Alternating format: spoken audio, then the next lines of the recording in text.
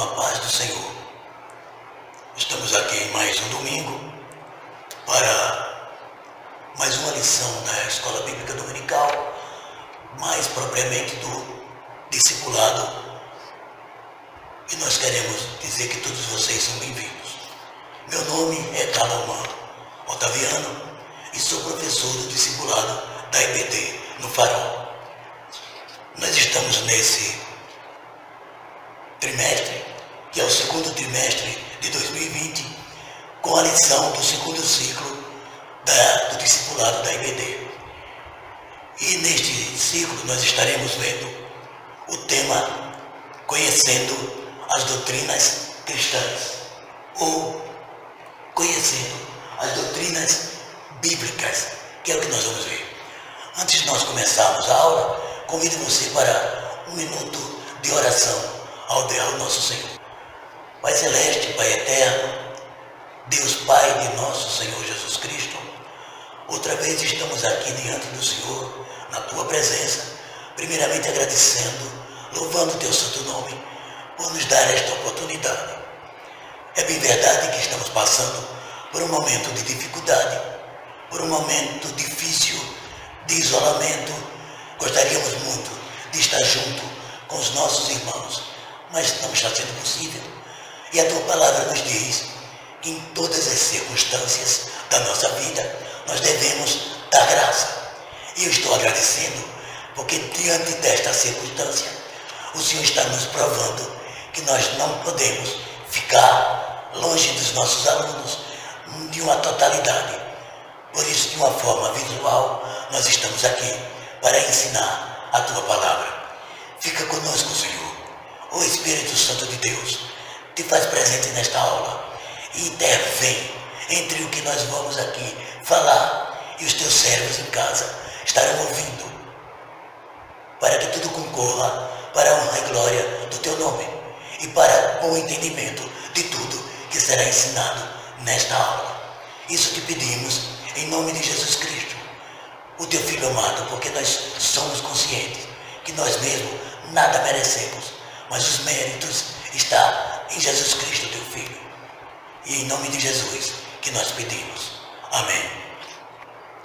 Na lição passada, que foi a lição número 2, nós vimos o tema Conhecendo a Bíblia. Esse foi o título da nossa lição passada. E o que nós aprendemos no domingo passado? Aprendemos sobre a origem da Bíblia, a organização dela e as suas devidas divisões. Aprendemos também que desde os primeiros séculos da Igreja cristã, os crentes aceitam o Antigo e o Novo Testamento como uma palavra inspirada de Deus e inspirada por Deus. Aprendemos também que a Bíblia possui ao todo 66 livros, sendo 39 no Antigo Testamento e 27 no Novo Testamento. Vejam esse próximo slide. Vejam como é interessante. O que mostra o slide? Se nós separássemos a Bíblia por livros, porque como vocês viram, a Bíblia é um compêndio de livros, tanto que no original a palavra é Bible, ou coleção de livros. Muito bem, se separássemos esses livros e colocássemos em uma prateleira, ficaria assim. O Antigo Testamento ficaria com o Pentateuco, depois seguido pelos livros históricos, depois vem os livros poéticos, que são 5, e os livros proféticos, que são os profetas maiores e os menores. Na parte de baixo da prateleira, nós organizamos os livros do Novo Testamento, que são os Evangelhos, o livro histórico, que é o livro de Atos, em seguida as cartas, que são divididas em cartas paulinas, no total de 13 cartas, e as cartas gerais, que são 8, daí dá 21 cartas ao todo. nós vimos também que nós temos o livro escatológico, ou o livro que é Apocalipse, que é o livro profético. Muito bem. Na lição de hoje, nós veremos que nós devemos crer na Bíblia para interpretá-la. Então, a lição de hoje é crendo para interpretar a Bíblia. E o que nós vamos ver na lição de hoje? Primeiro vamos ao texto. Ou, se me permite, nós vamos ver o que vamos aprender na lição de hoje. Isso mesmo. Nós vamos ver que a Bíblia, ela é verdadeira, tanto segundo a sua inspiração, que é uma inspiração que vem direto de Deus, a inspiração é divina, e também quanto à sua escrita, que nós chamamos de natureza humana. A natureza humana, porque foram os homens que escreveram. Veremos também que para você entender, para você estudar a Bíblia, você precisa partir de alguns pressupostos, que nós veremos na continuação do estudo. E por último, e também muito importante, veremos que para você ler e estudar a Bíblia, você tem que algumas regras básicas. Então é isso que nós veremos nesta aula de hoje. E vamos voltar então à leitura base. A leitura base para hoje está na segunda carta do apóstolo Pedro, no capítulo 1, e os versículos 19 a 21. E o capítulo 3, versículos 14 a 18, que eu gostaria de, utilizando a minha lição, ler juntamente com você. Se você não tiver uma lição, que é a lição do segundo ciclo, o segundo trimestre, você pode abrir a sua Bíblia. Muito bem. Vamos lá então, vamos ler. E temos muito firme a palavra dos profetas, a qual bem fazeis em estar atentos, como a uma luz que alumia em lugar escuro, até que o dia esclareça, e a estrela da alva apareça em vosso coração. Sabendo primeiramente isto, que nenhuma profecia da Escritura é de particular interpretação, porque a profecia nunca foi produzida por vontade de homem algum, mas homens santos de Deus falaram inspirados pelo Espírito Santo. Pelo que, amados, aguardando estas coisas, procurai que sejais achados imaculados e irrepreensíveis em paz. E tende por salvação a longanimidade de nosso Senhor, como também o nosso irmão Paulo vos escreveu, segundo a sabedoria que foi dada a ele, falando disto com todas as suas epístolas, que os indultos e inconstantes tossem, e igualmente as Escrituras, pela sua própria petição, ou para a sua própria petição.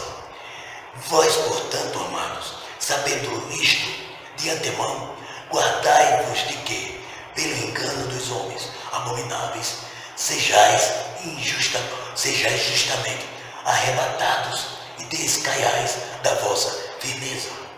Antes, crescei na graça e no conhecimento de nosso Senhor Jesus Cristo. A Ele seja dada a glória, assim agora, como no dia da eternidade. Amém. Essa foi a nossa leitura básica.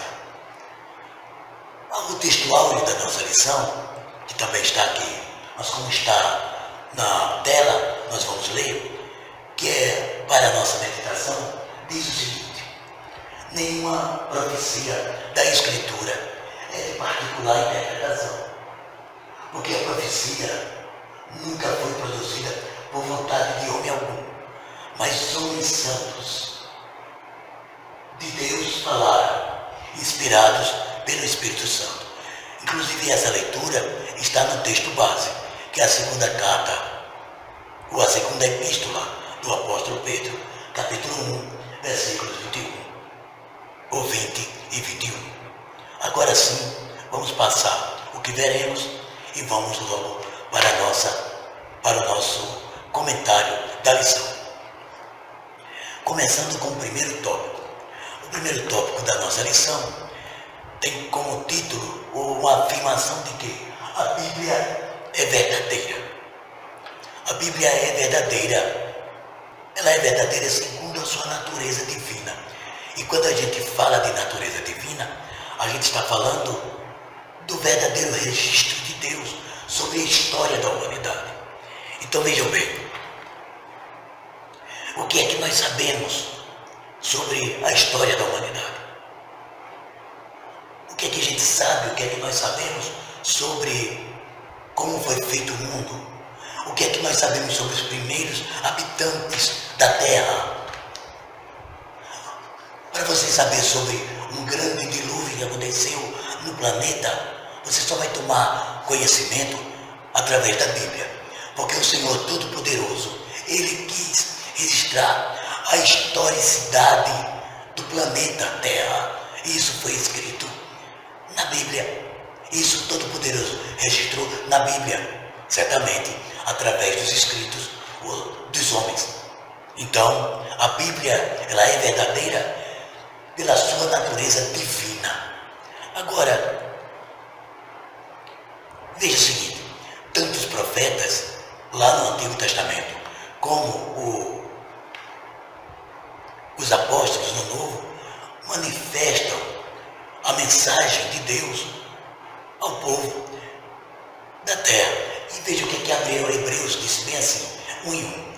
Diz assim: antigamente Deus falava aos homens através dos profetas, através da lei, mas hoje Ele nos fala através do seu Filho, Jesus, que é o quê? Que é o verbo de Deus, é a palavra de Deus. Então hoje a natureza divina se manifesta através da fala do seu Filho. Então, todos nós sabemos, não é? Ou tudo que nós sabemos sobre Deus, sobre a sua revelação, é feita essa revelação através das Escrituras. Então, a palavra de Deus deve regular a nossa ideia sobre a vida e sobre o planeta Terra, sobre o mundo.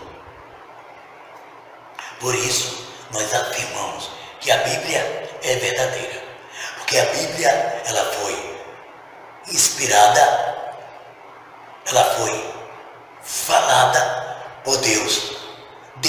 Por isso que nós dizemos que Deus é o autor da Bíblia Sagrada. Certamente que Deus não a escreveu, mas Deus ditou, Deus falou e os homens foram escrevendo. Vamos lá. O segundo subtópico do tópico 1 afirma que a Bíblia é verdadeira segundo a natureza humana. Natureza humana é porque quem escreveu foi um homem, foi o ser humano. A inspiração foi de Deus, mas a escrita foi do homem. Uma coisa que não está na lição, mas eu gostaria de dizer, uma curiosidade. Durante toda a Bíblia, se você olhar toda a Bíblia, você vai observar uma coisa. O Decálogo, os 10 mandamentos, essa é a única parte da Bíblia que foi escrita diretamente por Deus. Moisés fez aquela tábua, ele moldou a tábua, levou para o Monte Sinai e Deus, com o próprio dedo, escreveu os 10 mandamentos. Mas o restante foi toda escrita por homem, mas escrita com a inspiração divina. O homem só contribuiu escrevendo. Bom, para a interpretação, para o entendimento da palavra de Deus, existe alguma dificuldade, ou algumas dificuldades que já estão aí na Terra. A dificuldade do tempo. Vocês percebam que a Bíblia foi escrita 1400 anos antes de Cristo. com Moisés e foi complementada 100 anos depois com o Apocalipse, escrito pelo apóstolo João lá na ilha de Patmos. Então, a dificuldade do tempo, o contexto histórico desse tempo, como era a existência lá no tempo de Moisés e como era a existência no tempo do apóstolo João, além da dificuldade na língua. Por exemplo, como nós sabemos, Moisés escreveu no mais puro hebraico. Esdras, Neemias, que provavelmente escreveu lá na Babilônia durante a deportação, escreveu no aramaico. João, que terminou com o Apocalipse, escreveu no grego. Algumas pessoas, alguns teólogos que contestam, mas nós aceitamos que o Novo Testamento foi escrito no grego. Então veja a dificuldade da linguística para que você interprete. Então o que nós devemos fazer para um bom entendimento da Bíblia? Eu estou tirando a palavra interpretação, mas porque eu estou falando entendimento da Bíblia. Eu preferi falar entendimento, que no final é uma interpretação. O que é que nós devemos fazer para uma boa interpretação, um bom entendimento do que nós estudamos? Apesar dela ter sido escrita, como eu falei, em 3 línguas diferentes, você não precisa saber hebraico, aramaico e grego. O que é que você precisa? Você precisa de entender o seu idioma. Qual é a língua que você fala? É o português.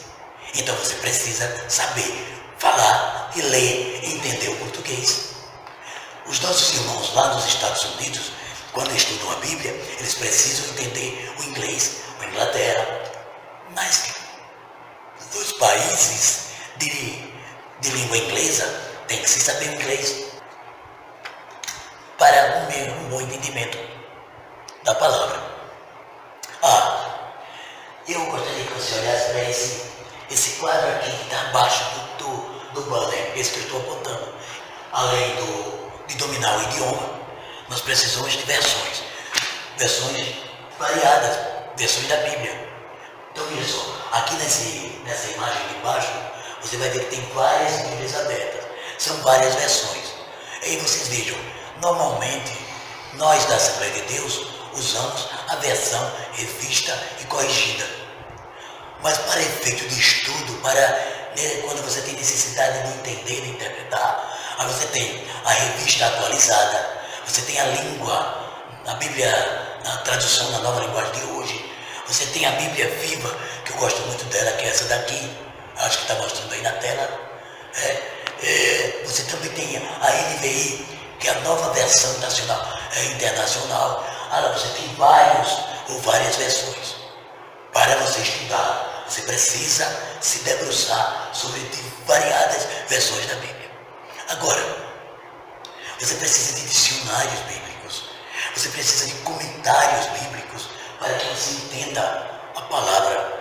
Às vezes uma palavra está ali que você não entende, você vai no dicionário que vai facilitar o seu entendimento. O que precisa também? Você precisa de outros materiais de estudo para que você entenda o que você está estudando. Certamente que eu estou te falando, nós estamos falando de o que é necessário para a interpretação da Bíblia. Aí às vezes alguém diz, eu não acredito, isso aqui não está dando para entender, nem lê, nem conhece o português, não lê outras versões. Você precisa desses artefatos para que você tenha um bom entendimento da Bíblia. Bom, tudo que eu mostrei no slide anterior só vai funcionar com a presença do Espírito Santo. O Espírito Santo foi quem inspirou. Não foi Deus? Sim, o Espírito Santo é Deus. Para a escrita da Bíblia estava a Trindade presente. No momento que você está lendo, você precisa convidar o Espírito Santo, que é Deus, para estar com você. Aliás, a Bíblia é o único livro que quando você lê, quando você para estudar, para meditar, o autor da Bíblia está junto de você. Aí quando aparece alguma dúvida, você diz, Senhor, aí Ele fala ao seu coração e você vai entender. Então é muito importante a presença do Espírito Santo. Eu gostaria de ler com vocês o Evangelho de João, capítulo 14 e o versículo 26. 14 de João, versículo 26. Vamos ver o que diz. Aqui. Mas aquele Consolador, o Espírito Santo, que o Pai enviará em meu nome, ele vos ensinará todas as coisas e vos fará lembrar de tudo quanto vos tenho falado. Hebreus 1:1, lembra? Hoje Deus nos fala através do verbo, através da palavra. Aquilo que eu não lembro, que eu não entendo, o Espírito Santo me vai fazer entender. Ele me faz entender. Ele me faz lembrar alguma coisa que eu já li no passado e aí eu passo a entender o que eu estou lendo agora. Tá bom? Essas são as tarefas necessárias para um bom entendimento da Bíblia Sagrada. Nós vimos que a Bíblia é verdadeira, porque ela foi escrita por Deus. Deus trouxe a história. Ela foi falada, o autor da Bíblia, Deus. Ela foi escrita por homens, mas foi inspirada por Deus. Não é? E aí a gente vê que foi Deus quem realmente escreveu. A natureza da Bíblia na parte humana é porque foram os homens que escreveram. E nós vemos o que é necessário para o entendimento da Bíblia. Vamos para o segundo tópico. Para que eu leia a Bíblia e eu consiga entender, eu consiga interpretar, existem alguns pressupostos. O que você entende por pressuposto? Bom, a própria palavra diz pré, que vem antes, suposto, aquilo que você supõe. Então, para que eu leia a Bíblia e eu entenda a Bíblia, pressupõe-se alguns parâmetros, algumas necessidades. E é isso que nós vamos ver. Que pressupostos são esses para que nós leiamos e entendamos a palavra de Deus? Bom, eu digo que a Bíblia é a palavra de Deus. Eu digo que Deus é o autor da Bíblia. Ele ditou a Bíblia e os homens escreveram. A primeira coisa que eu tenho que aceitar, que eu creio, é que Deus existe. Deus não precisa provar que existe. Se você acreditar na existência de Deus, Ele é Deus. Se você não acreditar na existência de Deus, Ele continua sendo Deus. Ele não precisa provar que é Deus. E a Bíblia Sagrada, ela parte do princípio que Deus, Ele não só existe, Ele é. E Ele disse, eu sou. Não sei se você lembra dessa expressão divina. Ele disse a Moisés, Moisés, vá a Faraó e diga que o meu povo deve sair, que ele deixe o meu povo sair e para adorar no deserto. Aí Moisés disse, mas Senhor, quando eu for a Faraó, ele vai perguntar, quem é o seu Deus? Como é o nome? Qual é o nome do seu Deus? Aí o Senhor disse, eu sou, diga a ele, eu sou, mandou eu vir aqui e disse a você que libere o povo. Porque se você não liberar, eu vou visitar você de uma forma crucial e você não vai gostar. Mas como é o nome dele mesmo? Eu sou. Muito bem. O autor de Hebreus, ele diz o seguinte, olha, você precisa acreditar, você precisa crer. Eu não sei se você lembra que na primeira lição nós falamos que crer é confiar. Então você precisa crer que Deus existe. Se você quer se aproximar de Deus, você precisa crer. Então, uma forma da gente aproximar-se de Deus é lendo a Bíblia. Se você quiser se aproximar, é necessário que aqueles que se aproximam, creiam que Ele existe e que Ele galardoa a todos que buscam conhecê-lo. Crer é o primeiro pressuposto para você não apenas ler, mas entender e interpretar a Bíblia. Você precisa crer na inspiração.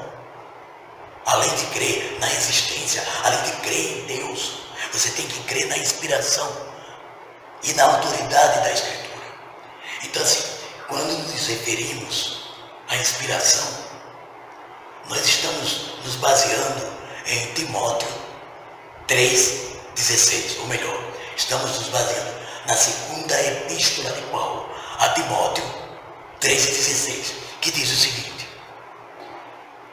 toda a Escritura é divinamente inspirada e é proveitosa para ensinar, para redarguir, para corrigir, para instruir em justiça. Então, de Gênesis até Apocalipse, toda a Escritura foi e é divinamente inspirada. Quando nós falamos de Bíblia, nós afirmamos categoricamente, porque nós cremos nisso.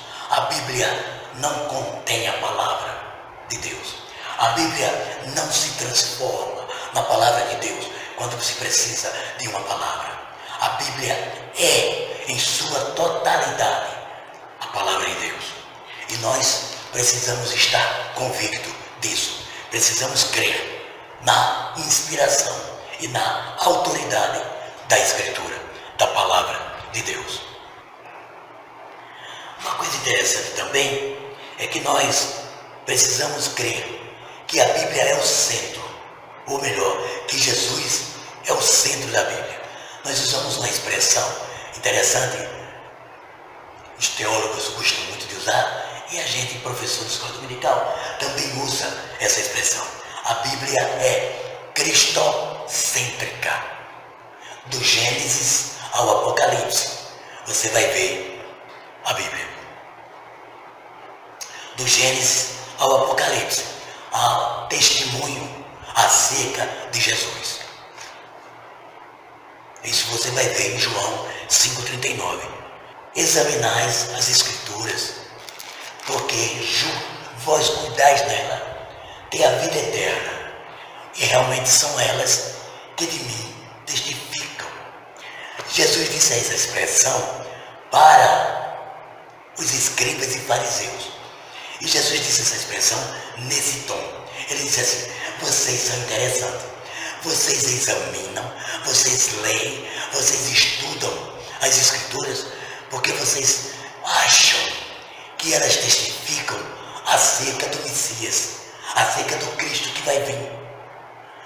Mas elas testificam, a Bíblia, a Escritura testifica acerca de mim, e vocês não querem crer.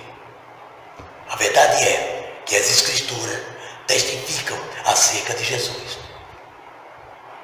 E aí Gálatas 4, os versículos 4 e 5 diz: mas vindo a plenitude dos tempos, Deus enviou a Jesus Cristo, o seu Filho, nascido de mulher, para remir os que estavam debaixo da lei, a fim de recebermos a adoção como filho. Então a Bíblia é toda diz tudo, toda ela diz respeito a Jesus. E está aí a confirmação. Bom, o que nós vimos? Nós vimos que a Bíblia é verdadeira.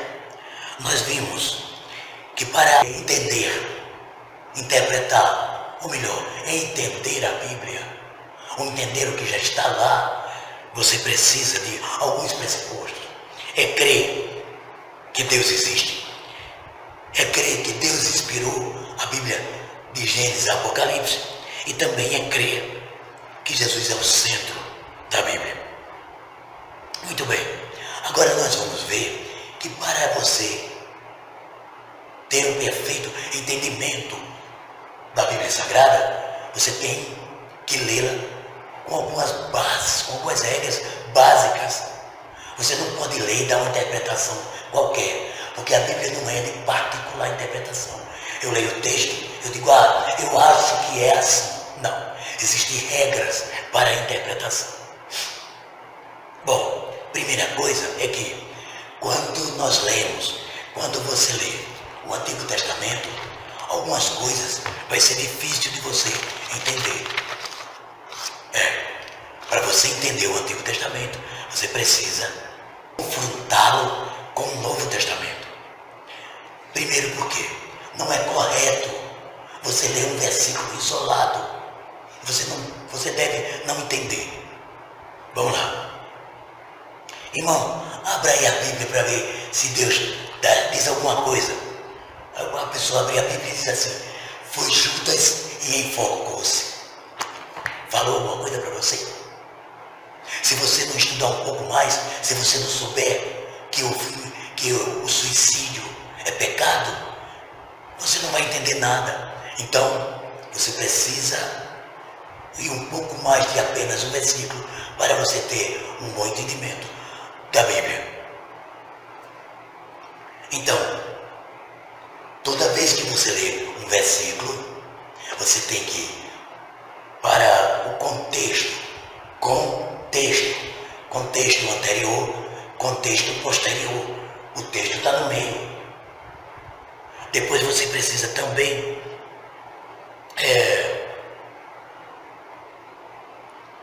ver o contexto histórico, temporal, ver se você pode aplicar o versículo no momento, se você pode temporizar o versículo, contextualizar aquilo que você leu.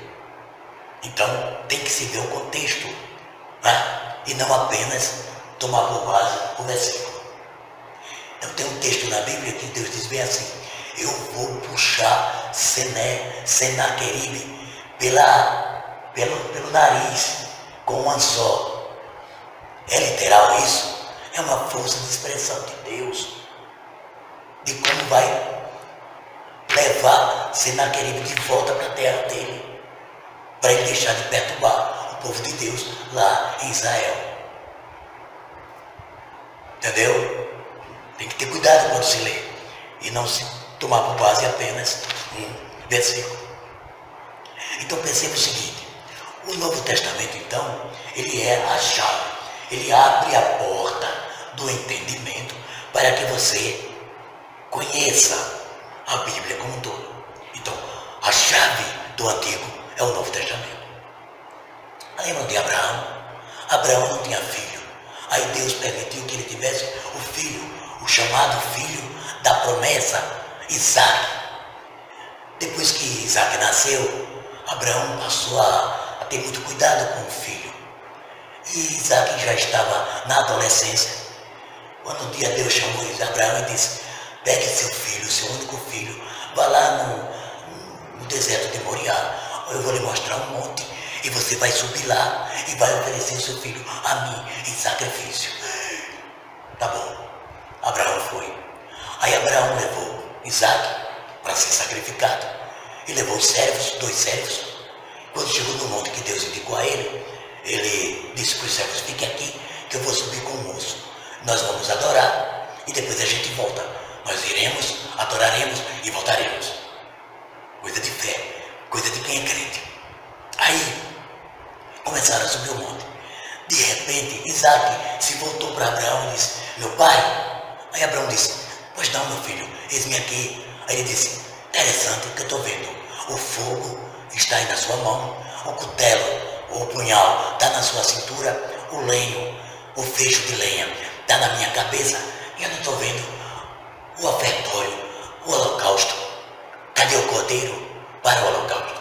Abraão se voltou para Isaac e proferiu a clássica expressão que tanto nós amamos: meu filho, Deus proverá para si o cordeiro. Por favor, queridos, preste atenção. O artigo é definido, ou não é um artigo indefinido, um cordeiro. Deus proverá o cordeiro. Para você entender essa expressão, isso que eu estou te dizendo, você tem que ir para o Novo Testamento. João Batista, lembra dele? Estava batizando no Jordão. De repente, João Batista levanta o rosto, levanta os olhos e vê Jesus. Aí diz o seguinte, quando ele vê Jesus, ele diz alto e bom som: eis aí o Cordeiro de Deus. Jesus, o Cordeiro de Deus, que tira o pecado do mundo, é exatamente aquele Cordeiro a quem Abraão se referiu. Meu filho, Deus proverá para si o Cordeiro. Viu? Para você entender a expressão de Abraão, você tem que ir para o Novo Testamento. Uma outra regra, e muito importante, para você entender, quando você lê a palavra de Deus, é o que o autor quis dizer quando escreveu. E o autor aqui eu digo o seguinte, tanto Deus como o próprio homem que escreveu. Vamos lá. Quando você lê uma expressão bíblica, você precisa fazer essas três perguntas. Quem é o autor? Por que será que ele escreveu? E para quem ele escreveu? Para responder a essas três inquirições, para responder essas três inquirições, eu gostaria de falar sobre o apóstolo Paulo escrevendo para a igreja de Corinto, escrevendo para os crentes da cidade de Corinto. Tem uma hora que ele escreve e ele diz assim: olha, não é conveniente que as mulheres aqui na igreja estejam presentes sem véu, porque o véu se ela tivesse cabelos grandes, o cabelo grande ficaria no lugar do véu. Mas como não tem cabelo grande, se o cabelo não estiver crescido, se o cabelo não for grande, o que use véu? Pronto, para um pouquinho para você entender. Para quem ele escreveu? Ele escreveu para os crentes da cidade de Corinto. E por que ele escreveu? Vou explicar agora. Lá em Corinto tinha o templo da deusa Afrodite, que era a deusa da sensualidade. E existiam mulheres que serviam nesse templo como prostitutas cultuais. O culto que elas faziam lá no templo de Afrodite era sexo com homens dentro do templo. E elas eram identificadas pela cabeça raspada ou rapada. Elas eram carecas. Então lá em Corinto, quando se viu uma mulher sem cabelo, careca, é porque ela era uma prostituta cultual que servia no templo de Afrodite. Quando Paulo começou a pregar o evangelho em Corinto, muita gente aceitou a Jesus, inclusive essas mulheres. E elas iam para as reuniões nas casas das pessoas, e eram reuniões de portas abertas, porque a igreja naquela época era muito visada. Ora, se tivesse mulheres lá recém-convertidas, que tivessem a cabeça rapada, quando os homens, as pessoas passassem em frente às casas, diziam: ué, os cristãos agora estão admitindo que as suas mulheres também rapem a cabeça. Então, para entender que a mulher lá na igreja de Corinto precisava usar véu, precisamos entender o contexto histórico, religioso da cidade. Então o autor é Paulo. Para quem ele escreveu? Para os crentes de Corinto. E por que? Eu acabei de explicar. Por falta de entendimento, algumas denominações religiosas ainda hoje exigem que as mulheres estejam de véu na igreja. Precisa? Honestamente não. Honestamente não. Nós respeitamos, mas não ensinamos. A nossa igreja não ensina essa obrigatoriedade para com as mulheres. Usar véu. Não precisa. Então, como já disse, quando Paulo escreveu a carta, escreveu pensando naqueles crentes. Ele não escreveu para nós. Agora, nós podemos contextualizar isso apenas uma expressão que Paulo disse: o cabelo é o véu da mulher. Então não é interessante que a mulher tenha a cabeça rapada.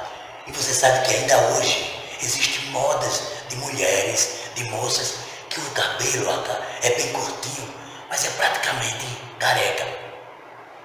Então Paulo está dizendo que não deve, não é conveniente. Muito bem. Outra regra básica, e a última da nossa lição, para o entendimento, é a gente entender o sentido do que está escrito. E lembrar que às vezes o sentido é só aplicado àquele texto, àquele fato, e também o sentido pode ser para muitos outros fatos, muitos outros casos. Então, o texto é escrito de uma forma. Vejam que eu falei do sentido da questão do véu.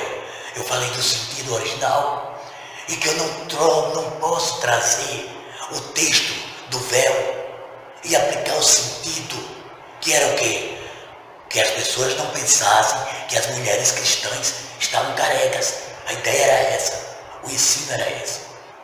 Eu queria falar de uma coisa muito falada, muito comentada, discutida, que é a questão do dízimo na nossa igreja. O dízimo na igreja cristã de hoje. O dízimo todo mundo sabe, vocês sabem, nós sabemos, que Deus instituiu dízimo 10% da sua renda para a manutenção dos levitas, porque a tribo de Levi não tinha bens. A tribo de Levi foi separada para o serviço sacerdotal. Então, qual é o sentido do ensino do dízimo? Para que haja manutenção na minha casa, para que se mantenha a casa de Deus, ou para que se mantivesse a casa de Deus. Naquela época, precisava do dízimo dos judeus para os levitas, para a manutenção da casa do Senhor. Esse é o sentido. Mas tem dízimo no Novo Testamento? Querido, no Novo Testamento é muito mais do que dízimo. Se você prestar atenção, Jesus disse que é tudo o que você tem. Lembra da oferta da pobrezinha? Era tudo que ela tinha, ela depositou lá no templo. Mas o sentido do dízimo qual é o sentido? Para que haja manutenção na minha casa. E ficam até alguns crentes questionando o dízimo. Como é que vai se manter essa estrutura das igrejas, a nossa igreja, se não houver o dízimo, se não houver as ofertas, se não houverem as contribuições? Então, você pode até dizer, não, irmão, dízimo é para os levitas, mas o sentido é plenamente aplicável hoje. O sentido do dízimo é manutenção da minha casa, diz o Senhor. Hoje, os dízimos e ofertas continuam para a manutenção da casa do Senhor. Dízimo hoje é uma questão de fé e é uma questão de justiça da sua parte. É justo que você use as dependências da igreja, a zeladoria da igreja, a energia, a água, os zeladores, os nossos pastores que nos assistem, e você não contribuir, que outros contribuam para você.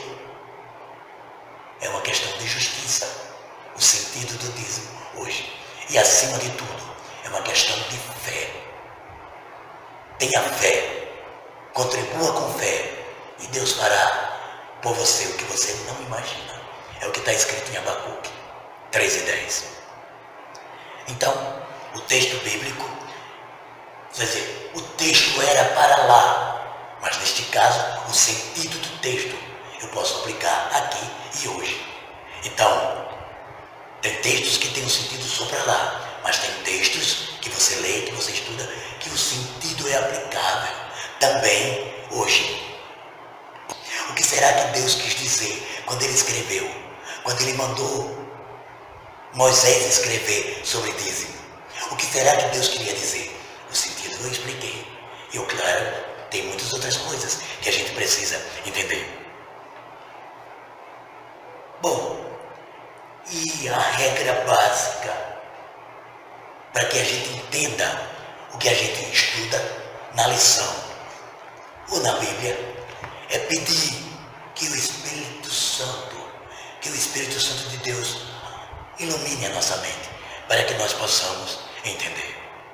Então, concluindo, nós vamos observar, vamos ver que o que nós estudamos nessa lição, estudamos que a Bíblia é verdadeira,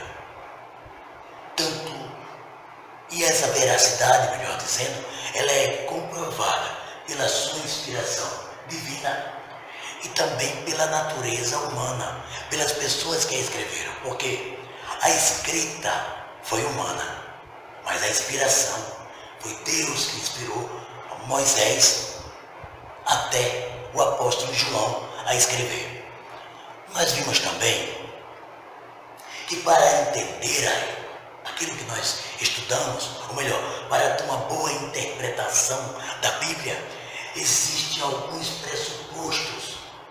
Crer que Deus existe, crer que a Bíblia é inspirada e crer que a Bíblia é cristocêntrica.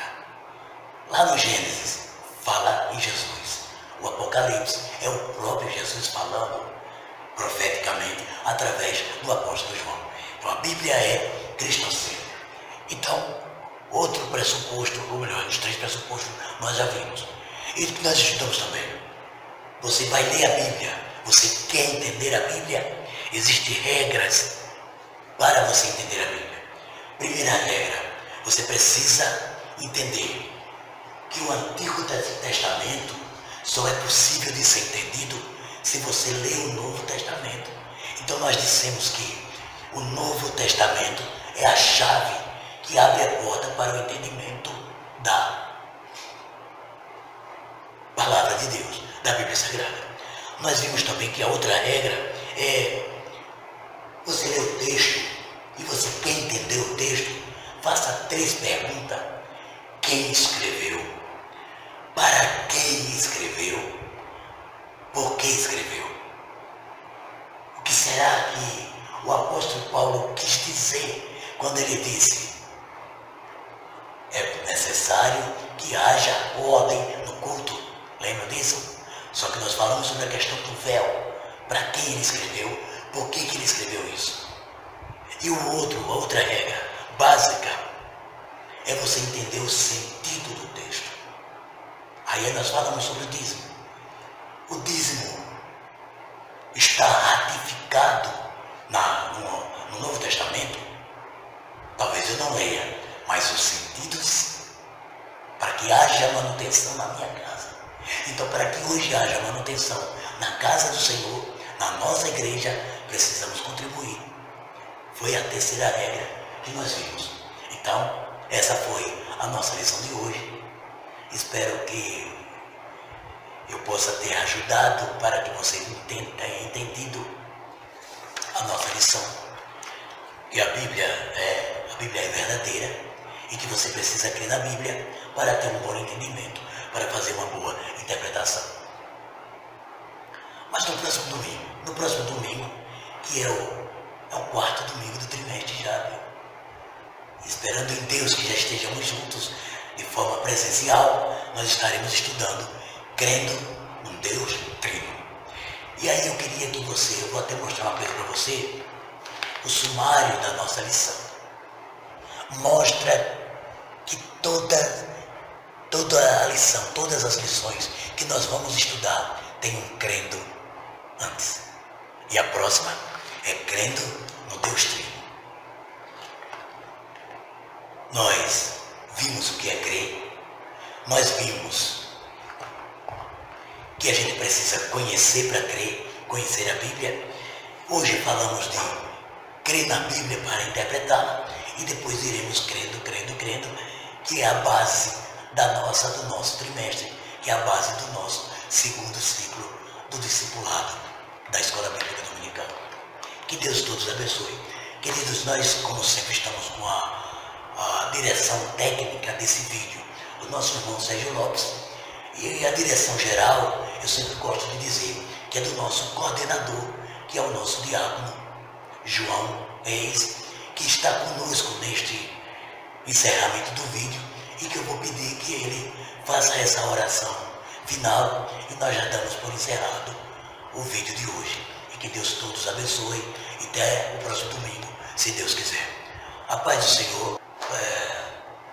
Professor João Reis, diácono João Reis, obrigado por estar conosco e eu peço em nome de Jesus que o amigo, que o irmão ore agradecendo a Deus pela aula de hoje e que ela possa ter alcançado o coração dos nossos alunos.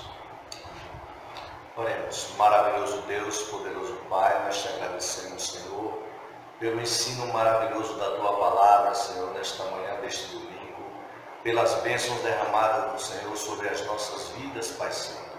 Abençoe grandemente a cada aluno da Escola Bíblica Dominical, todos aqueles que estão sendo alcançados pelo ensinamento da Tua Palavra, Senhor. Que ela possa produzir, suprindo todas as necessidades, Senhor, dos Teus servos, dos Teus filhos e de todas as pessoas, Senhor. Queremos Te pedir uma bênção especial sobre a nossa nação, sobre a Tua igreja, Senhor, presente, que está fazendo este trabalho, meu Deus. Abençoe poderosamente, Deus. Nós esperamos, ó Deus, que em breve nós possamos estar juntos presencialmente na Tua igreja, Senhor, todos juntos, nos alegrando contigo, Senhor. Meu Pai querido, nós te pedimos todas as bênçãos em nome de Jesus. Amém. Então, mais uma vez, muito obrigado a todos. Que Deus continue abençoando a todos vocês e até domingo, se Deus assim nos permitir. Muito obrigado.